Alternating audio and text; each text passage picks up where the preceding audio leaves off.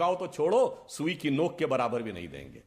तब भगवान कृष्ण ने अपना विराट रूप दिखाया था, 2 बार दिखाया है, एक बार उस समय और एक बार अर्जुन के समय। और तब उन्होंने क्या कहा था?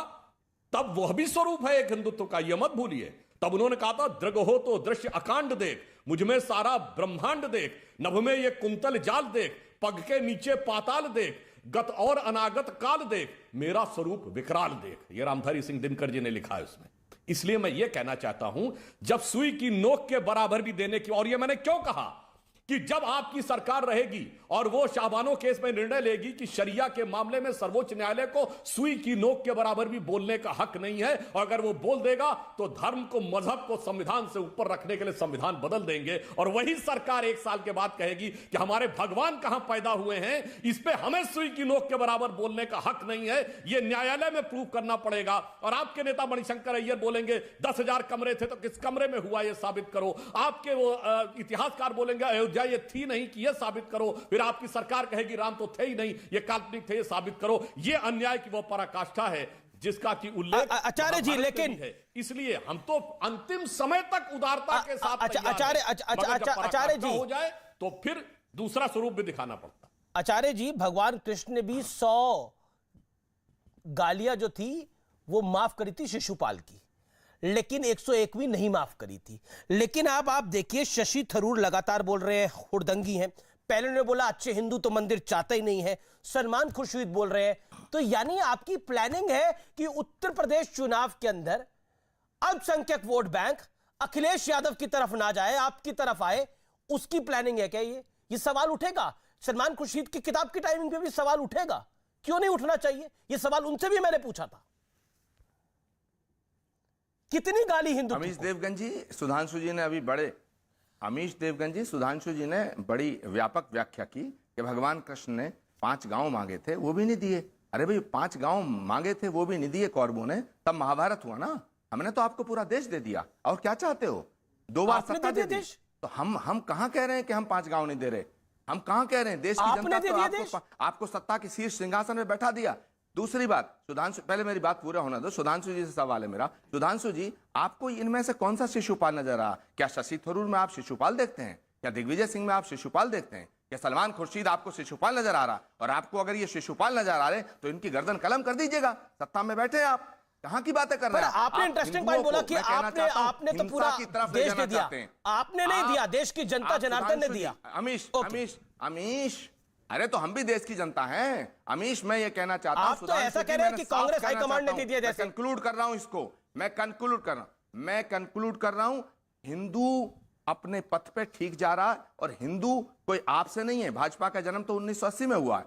भाजपा से पहले भी हिंदुत्व था, भाजपा से पहले भी ये शास्त्र थे, भाजपा से पहले पुराण थे, भाजपा की शासन में आने से पहले भी अब तो दुहाई ये है ना कि हम सत्ता में नहीं है तो हिंदुत्व इक्वल टू बोको हराम हो गया, हिंदुत्व इक्वल टू हुड़दंग हो गया। ओके सुधांशु, आपको भी ये लाइन सूट करती है। मेरा सवाल है, आपको भी ये लाइन सूट करती है? कांग्रेस अगर हिंदुत्व के खिलाफ बोलती है तो ये लाइन आपको सूट करती है, आप पोलराइज करते हैं। और सत्ता में तो आपको इन्होंने बिठा दिया, और क्या चाहिए? नहीं होने दे रहे, आप बीच में बोलते हैं। अमीश देवगन जी ने नहीं, एक सेकंड, मेरा सवाल पहले, सुधांशु जी पहले मेरा सवाल सुन लीजिएगा। हाँ, 20 सेकंड में आचार्य जी कंप्लीट करिए, बाकी 2 पैनलिस्ट मेरे साथ हैं। मैं ऐसा, मेरा आरोप है आप पर कि हिंदू धर्म को मानने वाले तमाम उदारवादी हिंदुओं को आप हिंसा का रास्ता दिखाना चाहते हैं। ये आप पाप कर रहे हैं, गुनाह कर रहे हैं। इसका क्या बोल रहे हैं आपको करना पड़ेगा। सुधांशु, अच्छा, अब मैं दोनों बातों का उत्तर देता हूं। पहले तो इन्होंने ये कहा कि हमने आपको पूरा देश दे दिया। आपने क्या दिया? आपने तो कार सेवकों पे गोलियां चलवाई राजीव गांधी का समय, उसके बाद नरसिम्हा राव के समय हमारी सरकारें बर्खास्त की, उसके बाद संघ और कितने ही संगठनों पर प्रतिबंध लगाया। वो आप न्यायालय में हार गए, अलग बात थी। आपने तो अन्याय की पूरी पराकाष्ठा कर दी, जैसे दुर्योधन कर रहा था। वो तो भगवान कृष्ण की तरह देश की जनता हमारे पक्ष में खड़ी थी, सत्ता आपके पक्ष में थी, जनता हमारे पक्ष में थी। रामचरितमानस में भी कहा गया है, रावण रथी विरथ रघुवीरा, देख विभीषण भयो अधीरा। आप रथी थे, हम विरथ थे, मगर धर्म का पक्ष हमारे साथ था, इसलिए हम ये आगे आए। जनता ने हमको दिया है, आपने नहीं दिया जनाब। आपने तो पुरजोर कोशिश की थी किसी भी प्रकार से रोके रखे, परंतु यहां परिवर्तन हुआ। अब जो आपने कहा हिंदुत्व की बात, मैं बिल्कुल कहता हूं, हमारे यहां क्या कहा गया, वेद वाक्य जनार्दनम। इस पे तो आपको भी कोई किंतु परंतु नहीं होना चाहिए कि वेद ब्रह्म वाक्य है। और आप क्या क्या कहा गया, वेद बकवास है, ढोंग, पाखंड, शोषण और अब असमानता के प्रतीक है। इस ढंग की बातें लिखी गई आपके कालखंड में। और हिंदू देवी देवताओं के बारे में अर्जुन सिंह एक ऐसी प्रदर्शनी का विमोचन करते हैं जिसमें माता सीता और भगवान राम को भाई बहन दिखाया गया। इस ढंग की बातें आपके लिखी गई। हमारे यहाँ कहा गया योग कितनी बड़ी बात थी, आप लोग खम ठोक के खड़े थे कि योग नहीं होना चाहिए। ठीक है, अब मैं अतीकुर रहमान का और शहजाद का रुख करूंगा। मैं आचार्य जी और सुधांशु आपके वापस आऊंगा। योग, आयुर्वेद और गणित से क्या समस्या है, सिर्फ 10 सेकंड। ठीक, आचार्य जी 10 सेकंड के अंदर quick reply, 10 seconds. Okay. Sita माता को आपके deputy chief minister Dinesh Sharma ने परख लेनी शिशु बताया। क्या किया आपने? संजय निषाद ने भगवान राम को कहा वो दशरथ की औलाद नहीं थे, खीर खाने से बच्चे नहीं होते। कितना बड़ा आरोप किया। क्या किया आपने संजय निषाद का? ये बातें कहने में अच्छी होती हैं सुधांशु जी। और जहां तक वेदों की बात कह रहे हैं, कांग्रेस के किसी नेता का कोई बयान दिखाइए जिसने कहा हो वेद पाखंड है, जिसने कहा हो वेद ढोंग है, जिसने कहा हो शास्त्र गलत है, जिसने गीता पे सवाल उठाया हो, जिसने रामायण पे सवाल उठाया हो। सवाल तो आप बात करते हैं कंफ्यूजन, इस देश के अंदर कंफ्यूजन क्रिएट करते हैं। मेरी आपसे हाथ जोड़ के जी, लेकिन आपने बड़ी लाइन खींची आचार्य, आज आपने बड़ी लाइन बोली है कि हिंदुत्व से ये लोग हिंसा करवाना चाह रहे हैं। ये मतलब है, मैं अतीकुर रहमान आपसे जानना चाहता हूं, आप सहमत हैं जो विचार आचार्य प्रमोद कृष्णम ने रखे, जिसमें कहा कि इनके हिंदुत्व का मतलब है हिंसा।